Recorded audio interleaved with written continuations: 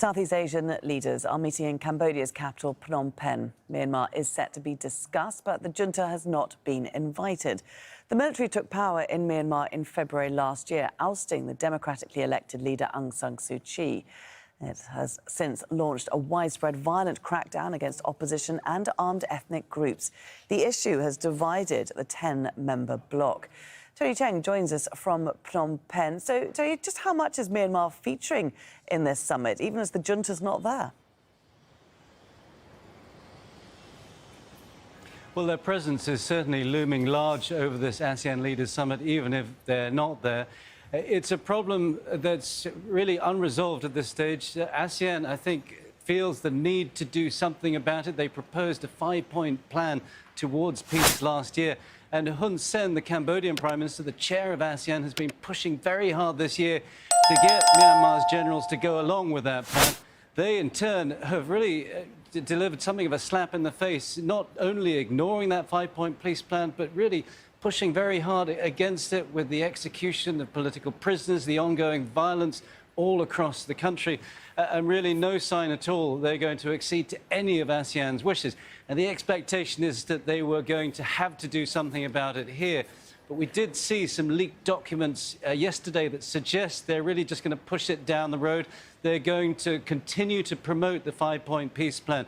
But I think the hope is secretly that next year, when Jakarta takes the chair of ASEAN, they can push it forward a little bit further. They are part of a bloc within this group of Southeast Asian nations that favours a much more aggressive sort of enforcement of these things with Myanmar's generals, as opposed to mainland ASEAN, Thailand, Laos, Cambodia, Vietnam, who really just want to see Myanmar slowly pulled back into the fold.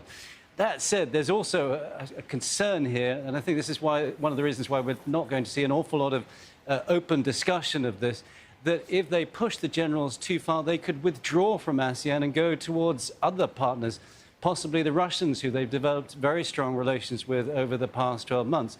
And that could affect the structural integrity of this group itself. OK, Tony, many thanks indeed for that from Phnom Penh. Well, Chinese officials are also in Cambodia for talks on the sidelines of ASEAN.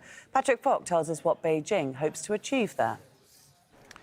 Well, China's relationship with ASEAN is becoming increasingly important, and Beijing has been developing a regional charm offensive of sorts, with Vice Premier Han Zheng recently having visited Singapore. Beijing also hosted Vietnam's leader Nguyen Phu Trong shortly after President Xi Jinping secured his historic third term as China's leader. Remember, he was the first foreign leader to come to China following the Party Congress, so that was highly symbolic in many ways. Now Premier Li Keqiang is in Cambodia for a 6-day visit, which includes China's participation in the ASEAN +3 summit, also involving Japan and South Korea. An extra time was made for him to meet with Cambodian leader Hun Sen, and already just after arriving there, he has signed off on a development aid package with the country. And the focus of this relationship for China is very much based on trade. Southeast Asia has become China's largest trading partner, with trade in 2021